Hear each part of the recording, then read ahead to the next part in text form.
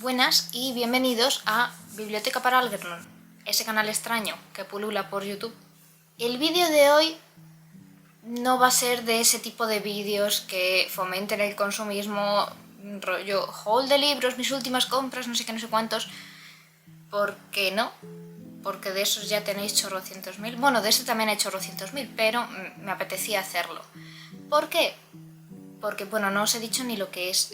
Mi idea con este vídeo es hacer una pseudo guía de lectura de Ratones y Hombres, of Mice and Men, de John Steinbeck, que es mi autor favorito. Y este es mi libro favorito de John Steinbeck, aunque no es mi libro favorito en general. Mis libros favoritos son este, Un árbol crece en Brooklyn y Matar a un ruiseñor.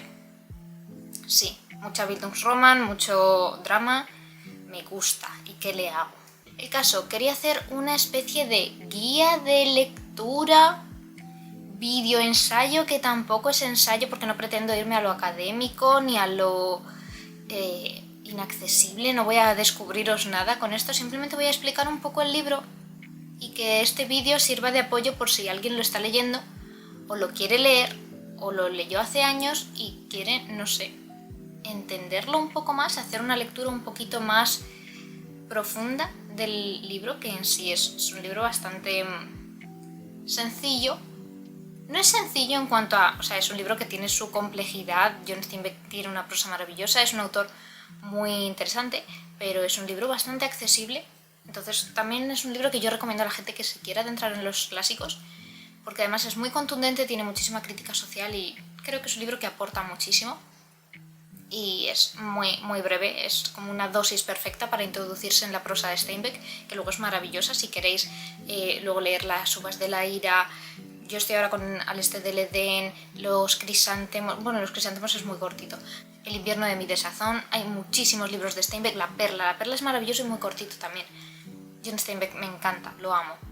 El caso que quería hacer como una pequeña introducción a De ratones y hombres, por si a alguien le interesa el libro, que espero que sí. Y antes de eso, quería enseñaros esto que me lo regaló mi mejor amigo. Espero que no se queme porque es sumamente blanco. Pero es el primer tomo de Polifonías, que es la revista literaria y cultural sin ánimo de lucro y online, que hemos creado Juanjo y yo.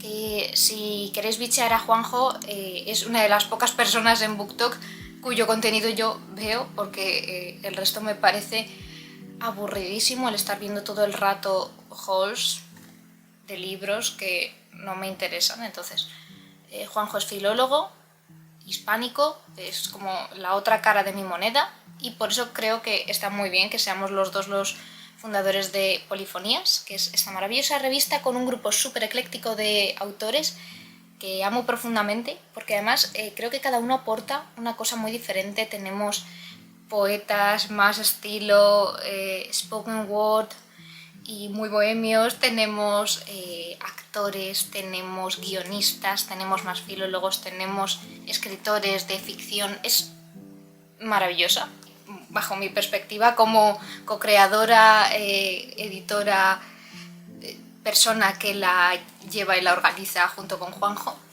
Bueno, y también escribo en ella. Todos tenemos un pequeño narcisista dentro de nosotros que necesita, yo qué sé, plantar un árbol, escribir un libro y tener un hijo, aunque yo creo que el mundo sería mucho mejor si la gente simplemente plantase 3 árboles, porque sobran los padres que no saben cuidar a sus hijos y sobran la gente que escribe libros sin saber hacerlo. Pero, bueno, lo digo yo después de haber hecho una revista en la que escribo cosas. Cada tomo se orienta en una temática y vamos, en este tomo todavía no, pero en los siguientes hemos ido pidiendo ayuda a artistas maravillosos para la ilustración de cubierta. Y este fue mi primer texto y la maquetación es preciosa, lo tenéis todo en la web, que voy a dejar en la cajita de descripción. Pero sí, esto es Polifonías, es nuestro pequeño vástago y lo queremos muchísimo y lo hacemos con mucho amor, así que por favor echadle un vistacillo y puede que en algún momento os interese participar. A veces abrimos recepción de textos y escribimos de todo tipo: ensayo, ficción, poesía, reflexión, prosa poética. Yo me adentro un poco en la prosa poética de vez en cuando porque Yo no sé escribir narrativa, no me gusta escribir narrativa, soy o ensayo o prosa poética, así que hay andamios. Pero volviendo a lo que yo quería comentar, guía de lectura de Ratones y Hombres, Of Mice and Men, de John Steinbeck. Tengo mi chuleta porque me he hecho una guía textual en Notion, que si queréis os puedo intentar compartir. No sé si puedo hacer algún tipo de forma de descarga, de ponerla en el blog desde un drive, de ponerla en Patreon, no sé si haría falta poner un precio simbólico o no sé qué puedo hacer con ellas. Igual me gustaría hacer más guías de lectura, entonces puede que en algún momento me interese publicarlas para que tengáis como un archivo por diferentes clásicos o libros en general en los que os interese adentraros, pero os dé un poquito de cosa hacerlo solos. Molaría igual en algún momento hacer talleres, igual puedo, es que claro, no me ve ni Dios, pero podría hablar con alguna librería de los madriles y ver si les interesa hacer algún tipo de taller de lectura conjunta, lectura guiada o lo que sea. De Ratones y Hombres, de John Steinbeck, Of Mice and Men. De Ratones y Hombres es una novela corta publicada en 1937 por John Steinbeck, autor estadounidense y ganador del Premio Nobel de Literatura. La obra se centra en el estado de California durante la Gran Depresión y tiene una gran crítica social y dramatismo. En ella, Steinbeck incorpora elementos autobiográficos de su vida como vagabundo en los años 20 previamente a la llegada de los Okies, que los Okies, a modo de disclaimer, es un término que se empleaba para denominar a los migrantes provenientes del estado de Oklahoma y a sus descendientes. Era un término algo peyorativo que, bueno, ahí está, se utilizaba bastante.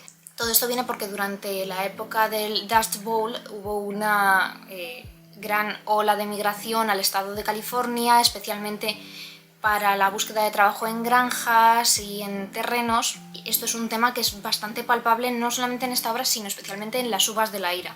El título en sí de la novela sufrió variaciones. Al principio era Something That Happens o algo así, no me acuerdo, era un título bastante pasajero.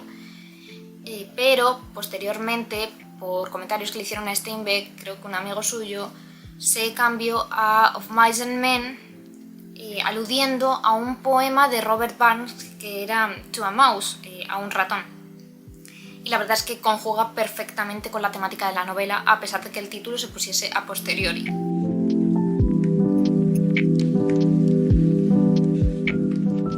Hablemos un poco de los personajes, que es una de las cosas más esenciales de esta novela porque precisamente son bastante memorables en cuanto al pozo que te dejan como persona. Les coges mucho cariño y a la vez mucho odio a algunos, y es algo que hay que recalcar mucho porque además Steinbeck incorpora mucho simbolismo en los propios personajes.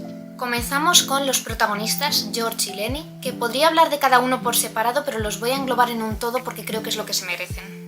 George y Lenny, que son los personajes principales, representan los dos polos del llamado sueño americano.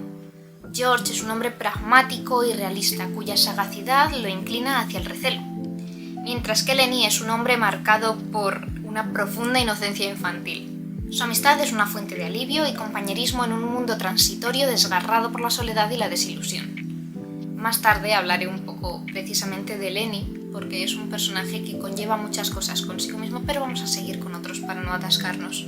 Otro personaje importante es Curly. Curly es el hijo del patrón y el antagonista principal de la novela. Es un hombre arrogante y presuntuoso que por lo general no nos va a caer bien durante la novela. A menudo se jacta de ser un gran boxeador y de su hermosa mujer. Steinbeck aporta en él un matiz muy extraño, muy curioso y que ha dado lugar a mucho debate, y es su mano enguantada llena de vaselina. Lleva un guante lleno de vaselina en una sola mano que la gente se pregunta qué utilidad tiene, y muchos llegan a una conclusión de que es algo con una connotación sexual y algo indiscreta que muchos personajes precisamente le dicen, o sea, señalan que es algo que no debería irse contando por ahí. No entienden muy bien la finalidad tampoco de este guante, y de presumir de que mantiene su mano suave para su esposa es algo que se les hace extraño, fuera de lugar. Yo creo que más que debatir sobre qué utilidad tiene el propio guante para el personaje, lo interesante es buscar qué implicación quiere poner Steinbeck con esto, qué nos quiere decir Steinbeck con este detalle tan excéntrico del personaje, Y en primer lugar, el hecho de que Curly, a diferencia de otros peones, puede permitirse trabajar con una sola mano. Puede permitirse limitar su fuerza o su destreza a la mitad, cosa que para otros jornaleros es impensable. Lo que señala esto es un privilegio respecto a los demás. Curly no es un hombre que trabaja en una oficina, no es un contable, pero a la vez, siendo un hombre de campo, no tiene que hacer el mismo esfuerzo que hacen el resto de gente que está a su alrededor, que sí que se les va la vida en este trabajo. También conlleva un alarde en sí mismo, porque es una práctica común en el boxeo que los boxeadores se unten de vaselina para evitar cortes, para que la piel esté más suave y no haga una herida considerable al golpear, pese a que lógicamente es un deporte de contacto. Pero el hecho de que lleve la mano constantemente enguantada en vaselina denota como cierta, no solo arrogancia, sino también ignorancia respecto a esta práctica. Se convierte más en la imagen que quiere dar Curly que realmente la propia utilidad de esta mano. De hecho, precisamente podría llevarla sin nada y no cambiaría en absoluto la función que tiene la mano enguantada llena de vaselina para Curly. Como ya había dicho antes, la esposa de Curly es otro personaje bastante curioso y que simboliza la soledad y los sueños frustrados, algo que también es muy común en la novela. Sus aspiraciones están intrínsecamente ligadas a la atención, a recibir cierto afecto, pero estas se contraponen con sus circunstancias ligadas a un matrimonio sin amor, en el que realmente ella no es más que precisamente eso, un objeto para que su esposo pueda fardar. La esposa de Curly carece de nombre y esto también es relevante para ella. Crux. Crux es el único personaje negro que reside en el rancho.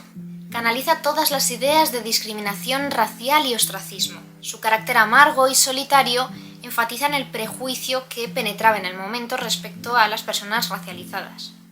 Candy. Candy es un jornalero envejecido que tiene un perro maltrecho al que quiere profundamente y que también va a tener un simbolismo muy fuerte, como vamos a ver ahora. Representa esa edad ineludible y el desvanecimiento de los sueños. Su vínculo con el animal actúa como una prolepsis simbólica del devenir de los acontecimientos, a la vez que enfatiza ese sentimiento de compañerismo. Por último, respecto a los personajes, voy a hablar un poco de Slim, que para mí es alguien crucial en la novela, porque cumple un rol muy importante. Slim se describe en el texto como alguien con rasgos principescos, cuya presencia denota incluso autoridad por sí misma. Su voz puede estar canalizando la propia voz de Steinbeck, pero es que también puede ser una representación de Dios en sí mismo, porque también se le atribuyen estos rasgos divinos. Esto es muy interesante porque las palabras de Slim contrastan muchísimo con las de otros personajes que sí que actúan desde la corrupción o que juzgan, cuando Slim se limita a pensar con otra perspectiva libre de cualquier tipo de juicio de valor. Slim parece que carece de esa mácula humana, como si del hijo pródigo se tratase, como si viniese Jesucristo a la tierra a hablar con unos jornaleros, y a mí me parece un personaje maravilloso al que hay que prestar bastante atención. Vamos a zambullirnos un poco ya en el propio análisis de la trama y vamos a comenzar con ese paisaje edénico que se nos presenta. La novela comienza con una descripción del paisaje ubicado cerca del río Salinas. Las imágenes paisajísticas en la obra de Steinbeck son elementos de gran importancia, pues son un recurso más para establecer símbolos y asentar un contexto de las circunstancias sociales y económicas a través de ciertas alegorías. California se convierte en el jardín del Edén, y no solamente en esta novela, sino también en toda la bibliografía de Steinbeck. California es un lugar paradisíaco, es una tierra de oportunidades, pero al mismo tiempo es el reflejo de un mundo que no perdona. El primer capítulo recoge todo esto a través de elementos naturales, una descripción minuciosa llena de detalles que dotan de simbolismo a la escena y de un toque sensorial. Los elementos orgánicos y autóctonos del lugar se mezclan con los estragos del hombre que pasa por esa tierra y la arrasa. La presentación de los personajes principales tiene unas notas bíblicas muy interesantes, pues el hombre irrumpe en el entorno que parecía imperturbable, y os voy a leer esta aparición precisamente y la referencia a la Biblia que yo he encontrado. Os lo leo en ambos idiomas. For a moment the place was lifeless, and then two men emerged from the path and came into the opening by the green pool. Por un momento el lugar permaneció inanimado, y luego dos hombres emergieron del sendero y entraron en el espacio abierto situado junto a la laguna. En la edición de Dasa de 2009... Esto se relaciona con Génesis 2, versículo 8, en concreto, que dice: Y Jehová Dios plantó un huerto en Edén, al oriente, y puso allí al hombre que había formado. A Steinbeck le encanta meter alusiones a la religión. En A Historical Introduction to Of Mice and Men, Anne Loftis señala que la primera escena del río introduce una silenciosa evidencia del pasado con los efectos que los transeúntes depositaron en la zona. Este paisaje edénico está sujeto a una semilla de corrupción, de la misma forma que lo está la humanidad. El terreno, que en origen es aquella materia orgánica donde prolifera la vida, se transforma en un campo de trabajo y de explotación. El sueño americano es una promesa difusa de una vida después de la muerte, una paz posterior a las circunstancias más arduas. El futuro y la estabilidad se convierten en una cuestión de fe. Unas millas al sur de Soledad. La novela comienza con esta frase y a mí me parece bastante interesante para traer un tema muy notable en la novela, que es el concepto de la soledad. No es arbitrario que se sitúe en un sitio llamado Soledad, que los españoles lo entendemos muy bien, pero los ingleses, pues Soledad igual no les resuena tanto con Solitude. En este mundo individualista donde el futuro se labra extrayendo el beneficio ajeno para uno mismo, hay poca cabida para una comunidad sólida. El texto cuestiona constantemente el concepto de hermandad, amistad y compañerismo, que se contraponen con un sistema capitalista donde el esfuerzo y la riqueza no se materializan en una misma persona. Para el patrón no hay una explicación lógica que un hombre se preocupe por otro, y lo evidencia preguntando a George qué beneficio obtiene él de atender a Lenny. No sabe si le pretende robar lo que gane, si tiene una connotación romántica, sexual, no lo comprende. Y esto es algo que le pasa al resto de personajes también, salvo a Slim. Este compañerismo no solo aparece en los protagonistas, sino que se presenta además en la dupla de Candy y su perro. Este dúo actúa como paralelismo de Lenny y George, con una relación de cuidado que resulta casi paternal. Este sentimiento desafía el funcionamiento de un sistema basado en la supervivencia propia. Sin embargo, es en este aspecto en el que destaca un personaje que no tiene nada que ver con el resto. Este personaje carece completamente de la posibilidad de vincularse con nadie y es precisamente la esposa de Curly, aquella sin nombre. Siguiendo con las similitudes religiosas, podríamos decir que en este contexto las mujeres se ven obligadas a encasillarse en uno de dos roles. Pueden ser las madres, como la Virgen María, y cumplir ese rol de cuidadora, o pueden ser percibidas como María Magdalena, desde esa lujuria de la mujer como un pecado, incluso como Eva o Lilith, ese prototipo de mujer pecadora que realmente no es más que una mujer que busca su propia independencia y que quiere encontrarse a sí misma de forma ajena al hombre protagonista. Y hablo de la esposa de Curly porque sé que mucha gente se centrará en el análisis de Crooks como personaje racializado que precisamente experimenta un tipo de soledad, y sí, efectivamente, Crooks representa ese ostracismo, pero a la vez creo que muchas veces se olvida el personaje femenino que, pese a que sea una mujer blanca con cierto privilegio, a diferencia de Crooks, que es percibido como mano de obra, ella es percibida como un objeto. Entonces la connotación, ambas pues, son situaciones pésimas que nadie debería verse obligado a vivir, pero me llama mucho la atención el concepto de que al hombre, pese a que esté en una clara desventaja social, por lo menos se lo percibe como un ser vivo. Ya no te digo un ser humano porque la sociedad es asquerosa y durante muchos años esto ha sido una cosa que, bueno, de hecho sigue vigente por desgracia. Sin embargo, la mujer, independientemente de su color de piel, su procedencia, si es una mujer cisgénero o transgénero, cualquier cosa, se percibe como un objeto inanimado y como un trofeo. Cuidar y satisfacer son los únicos papeles que se le permiten desarrollar a la mujer, y ambos están relacionados con la figura masculina. En esta limitación, la mujer carece de identidad, y es por eso que la mujer de Curly no tiene nombre. Están supeditadas a la figura masculina, y en el conocimiento de esto es que la mujer de Curly obtiene cierto poder Utiliza básicamente la concepción que se tiene de ella en su propio beneficio, aunque realmente ella no vaya a conseguir salir de esta situación en la que está enzartada por una cuestión de estructura social. Ella experimenta otro tipo de soledad. Ella es la verdadera ermitaña, puesto que incluso los marginados se niegan a acercarse a ella por miedo a las consecuencias. La mujer de Curly se presenta como una luz peligrosa que puede atraer a los insectos y a la vez puede matarlos en cuanto la toquen.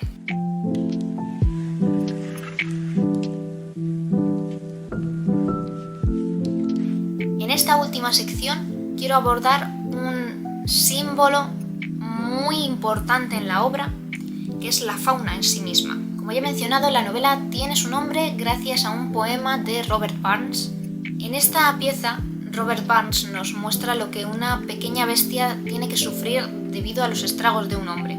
Pese a que este no fuese el título original de la novela, se convierte en una guinda perfecta para el texto. No solo porque uno de los temas principales de la novela es esa fuerza destructora que la raza humana impone sobre la Tierra, sino por la representación misma que tiene de lo primigenio y lo inocente. En Génesis 1:25, Dios crea a los animales para plagar ese paraíso, que luego será perturbado por el hombre. Steinbeck hace lo mismo.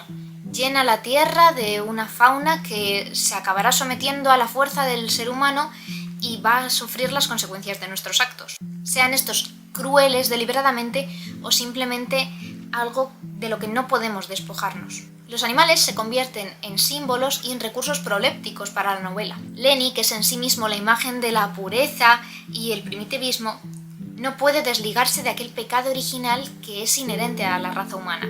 Sin pretenderlo, Lenny daña a los animales, de la especie que sea, por su fuerza desmedida. Y esto es una carga que llevará durante toda la obra. Comienza la novela con la muerte de un pequeño ratón, posteriormente un cachorro de perro, y continuamos aumentando en tamaño. Cada animal se aproxima más a nosotros sentenciando nuestro propio destino. Lenny se asocia con la figura del perro, porque si George es la imagen que tenemos, el ejemplo de hombre, Lenny siempre será su mejor amigo. Otro grupo de animales, los animales de granja, en especial los conejos, que se mencionan muchísimo, representan ese sueño americano, en el que una persona puede tener su propio terreno y aprovecharlo para su propio beneficio. Un lugar donde ser el patrón, donde adquirir el poder de Dios y que el resto de criaturas se conviertan en un eslabón más de esta jerarquía, al igual que lo son los jornaleros. Las gallinas son parte de la propiedad y a la vez son la fuerza productora sin la que no podríamos subsistir. Esta clase de animales implica una crítica deliberada al sistema y a los engranajes que lo componen, lo cual es un tropo bastante común en la obra de Steinbeck. Por último, quiero hablar de otro animal que se desliza entre las páginas. La serpiente o culebra, dependiendo de si lo estés leyendo en la versión original o en una traducción, actúa como alegoría religiosa, como el pecado que habita en la tierra. Aparece al inicio y también aparece al final, y nos recuerda que siempre hay maldad, incluso en los entornos más hermosos e idílicos. Es esta perversión, esta fuerza demoníaca que habita incluso en el Edén. Sin embargo, en contraposición a esto, también es una muestra de un ser inocente, que se ve destruido por las circunstancias. Perece ante una fuerza destructora e implacable que es precisamente mayor que él y es la garza. La naturaleza sigue un orden en el que las criaturas se devoran para poder subsistir. A partir de esto no es extraño pensar que existe algo triste que mata todo atisbo de unidad que podamos llegar a conocer, que la bondad y la amistad tal vez realmente no tengan cabida en este mundo de ratones y hombres. Bueno, he intentado no hacer spoilers, pero a la vez tampoco creo que eso sea lo importante en cuanto a la lectura. Yo soy una persona a la que le encanta que le hagan spoilers, pero precisamente aquí el propio autor ya va continuamente haciendo adelantos de lo que va a suceder y es algo que no le resta valor a la obra, sino que hace que tengas un sentimiento constante de preocupación y a la vez, no sé, es una novela maravillosa que os recomiendo leer muchísimo. Así que espero que esto sirva para que al menos una persona la pueda leer o releer. Y no sé si os interesará que haga esto con más obras. Yo voy a seguir elaborando guías de lectura, aunque sea para uso personal, para poder volcar mis reflexiones acerca de clásicos o no tan clásicos. Espero que hayáis disfrutado de este vídeo. Lo hayáis hecho en modo podcast o lo hayáis hecho de forma intermitente o lo que sea. Y nada, muchas gracias por estar aquí. y espero volver, no pronto, pero tampoco tarde. Espero volver.